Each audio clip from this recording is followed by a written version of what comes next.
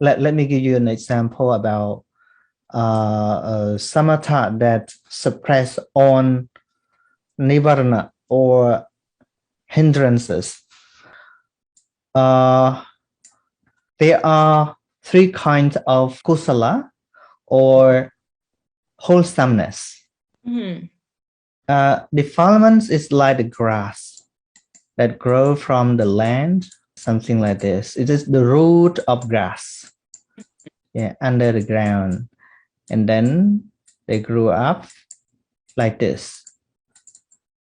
And kama vachara kusala or sensuous kusala or normal wholesomeness that we do every day, like charity or generosity, simple compassion. It's like when we cut the grass above the ground, but it still remains the root. Oh, yes. Cut today, but tomorrow it grows again. Next time it grows again. And the samatha or tranquil meditation, it's like a very big rock to suppress on the grass. So it can stay above the grass for a long time. Right. And the grass cannot grow up. But it doesn't mean that they die. Yes. One day when we take the rock out, the grass will grow again. Right. But it takes a long period that the grass cannot grow up. Like the more people cultivate samatha or tranquil meditation, their mind calm for a long period of time. But it doesn't mean that all defilements are eradicated. It just temporarily suppressed. Right. In this context. So it's even more effective than wholesomeness. Effective than simple wholesomeness. Simple wholesomeness. In daily life. Yes. Got it. For example, when we get angry and then we consider, oh, I should not do this. And then we forgive to someone who have done something wrong. And then our mind become better. So when we forgive to someone, it means wholesome arise at that time. But if someone do bad thing again, we get angry again. Right. It happened a short time. Wholesomeness in daily life is happen in a short period.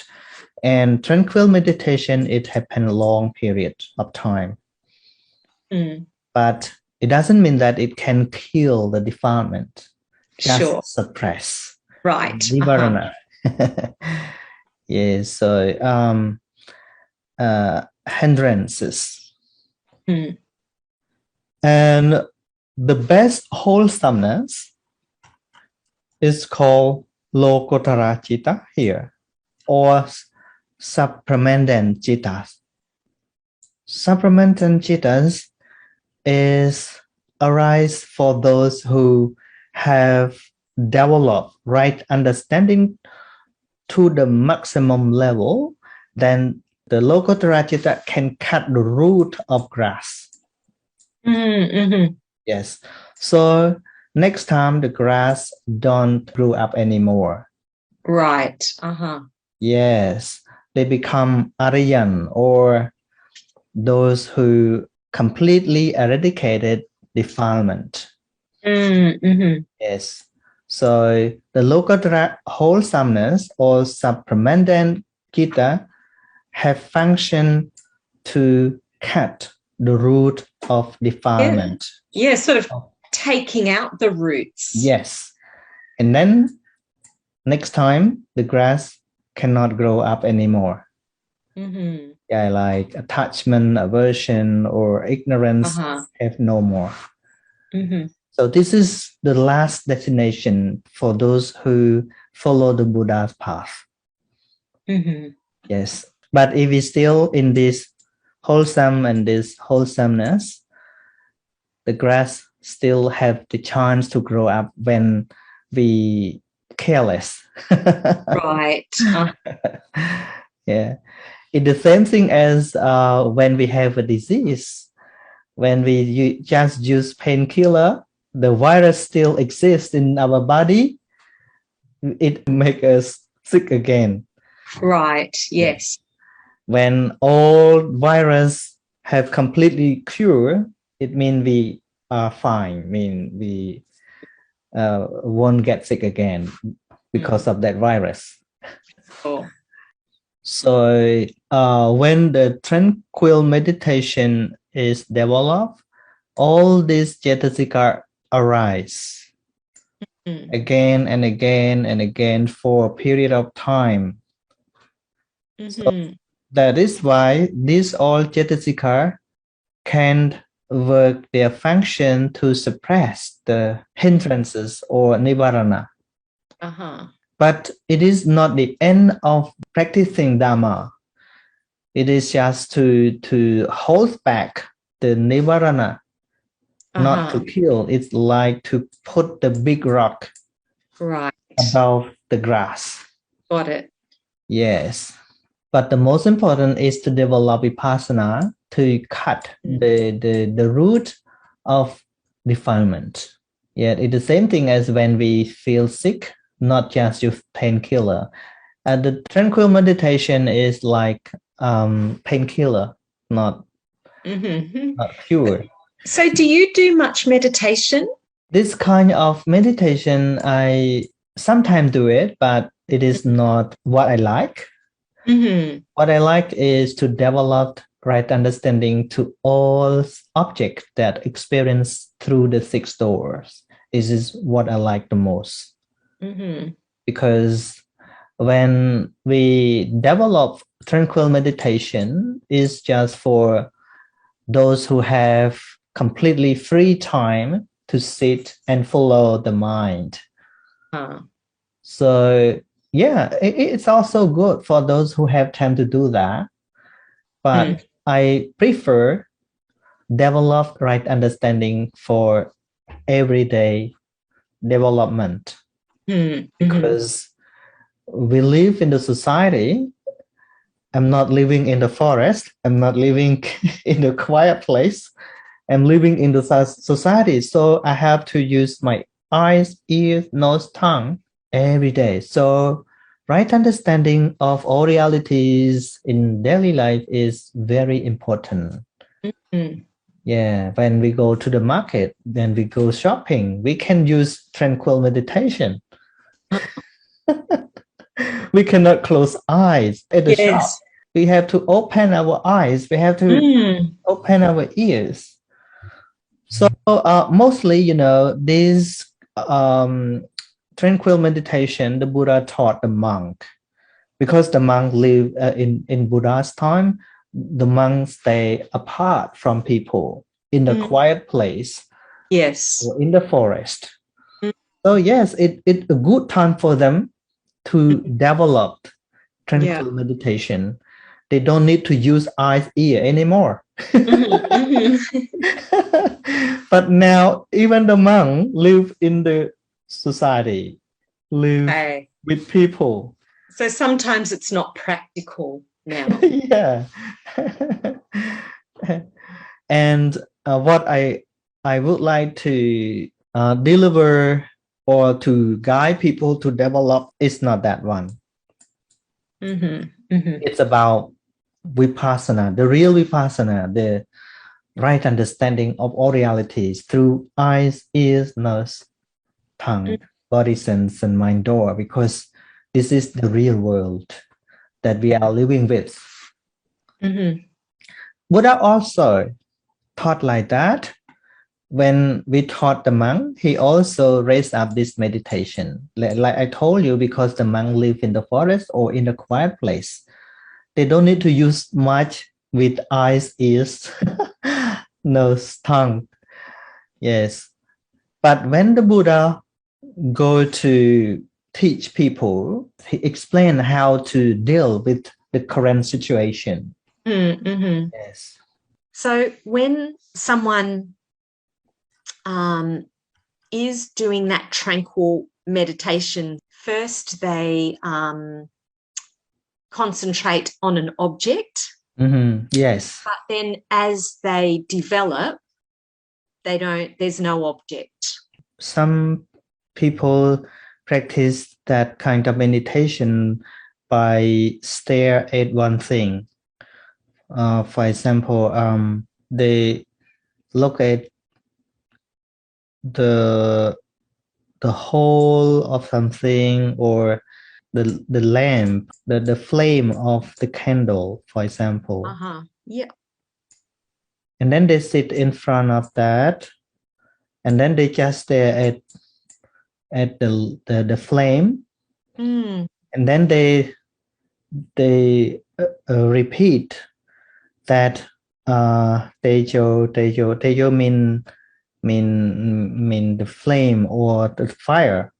Yes, they just tell themselves flame or tejo tejo again and again. Sometimes they close their eye and then they open their eye, and until the mind become calm and calm and calm. When they close eye, it's the same thing as they are still opening the eyes. Then they catch the object, and then the mind doesn't think anything else, just focus on that. Yes.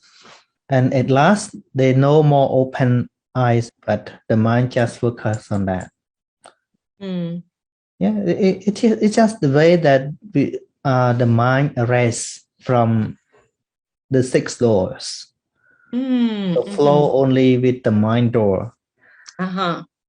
So it is suitable for the monks who live in the forest or in the quiet space, but it's not suitable for those who are making business. Yes. You don't think it's useful for people just to calm their minds? From a lot of stress? Yeah, if they want to try, it's okay. It's better than doing nothing. Yes. However, they can make their mind calm down, stop thinking from all things. Wow. But it is not being pure, just rest from the problem. Yeah. Similar getting asleep. Yes. But the way that one develop right understanding to deal with all objects around life, it make their mind energy strong. So whatever arise, can let it be. Don't escape the object. This kind of meditation, it kind of, we just avoid the object and away from the object.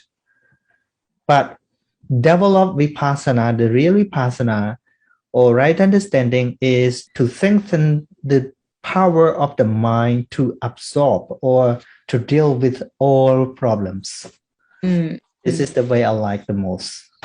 Yeah. And I guess a lot of Western people who try meditation, they think they have to go to a beautiful place, like That's right. Beautiful mountain or a beautiful river. They just something take idyllic. themselves away from the problem.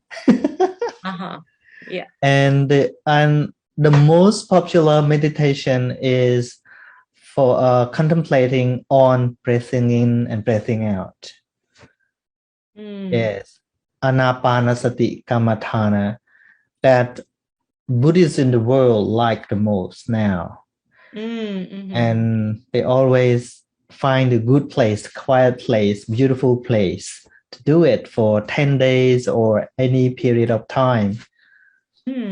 But don't forget, when you come back, you will use your eyes, your ear again.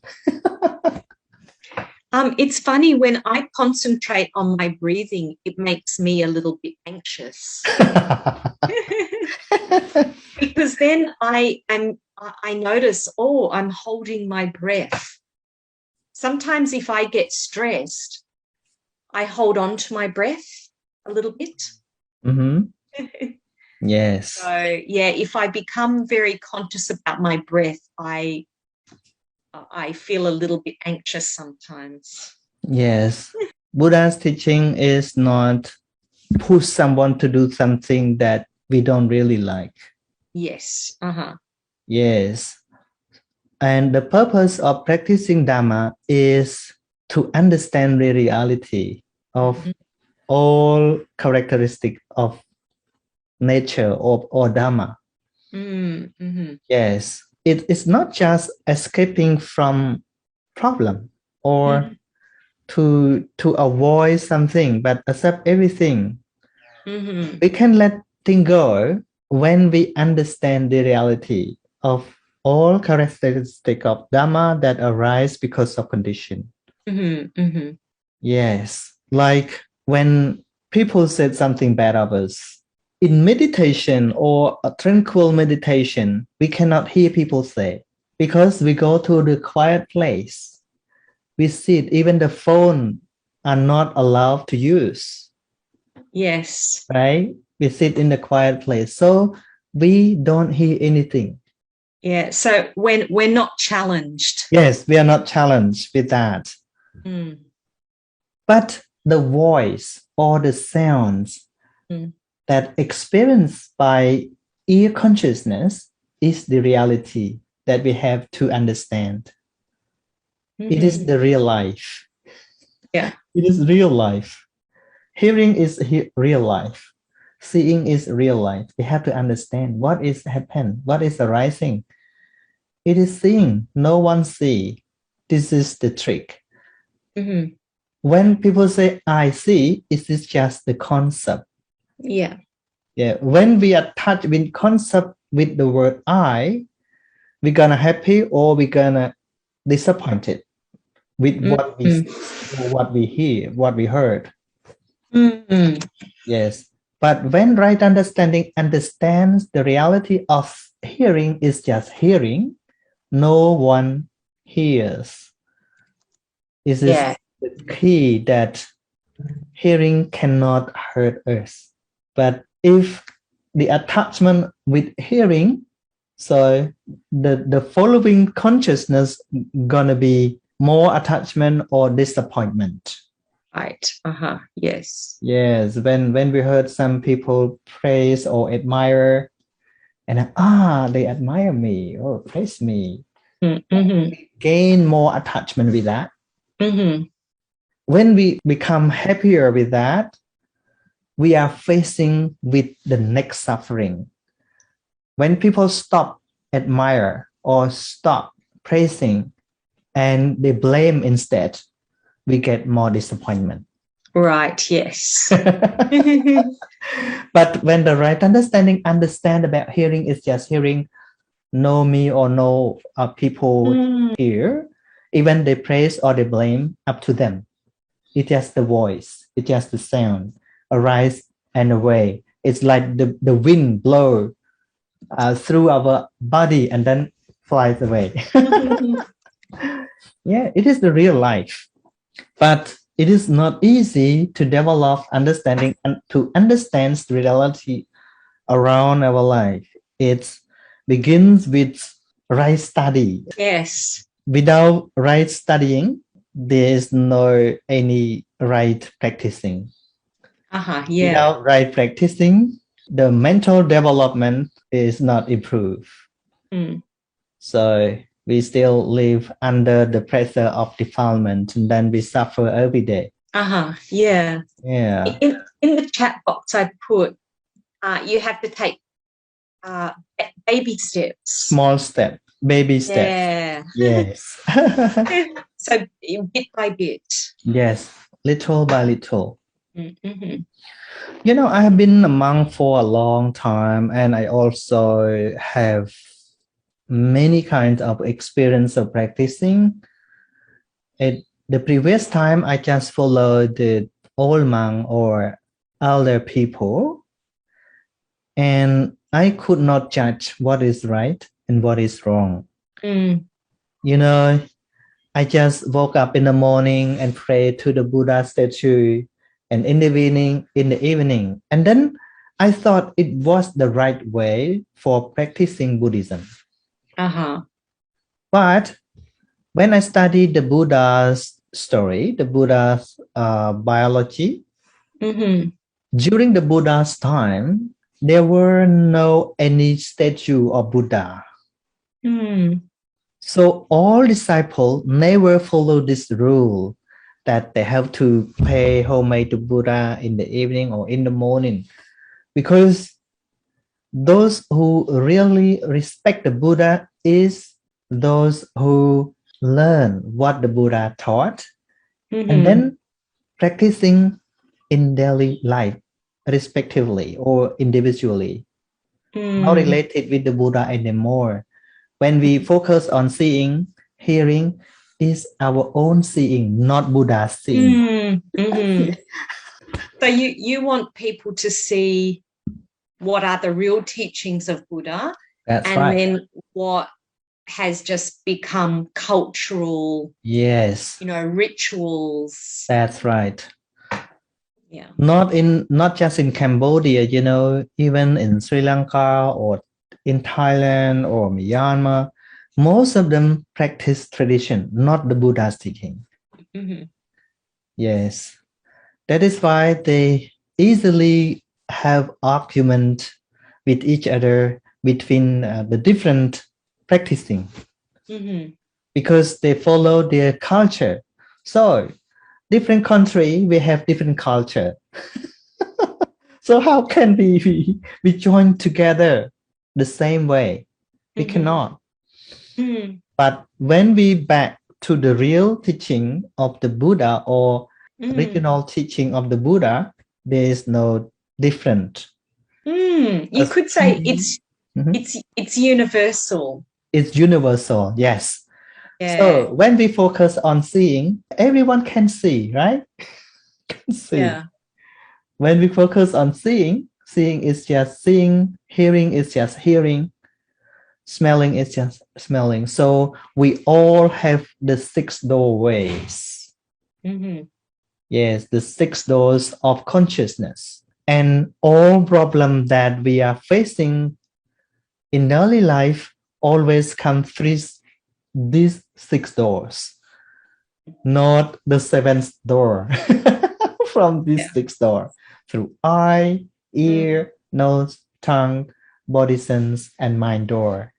People can feel bored with some situation and they want to stay away or isolate themselves from people, but they may confuse. When they stay alone, it doesn't mean that alone. Mm-hmm. When they stay alone, the mind is not alone. Mm-hmm. They think of many things in the past. They think many things in the future. They're thinking connected with people.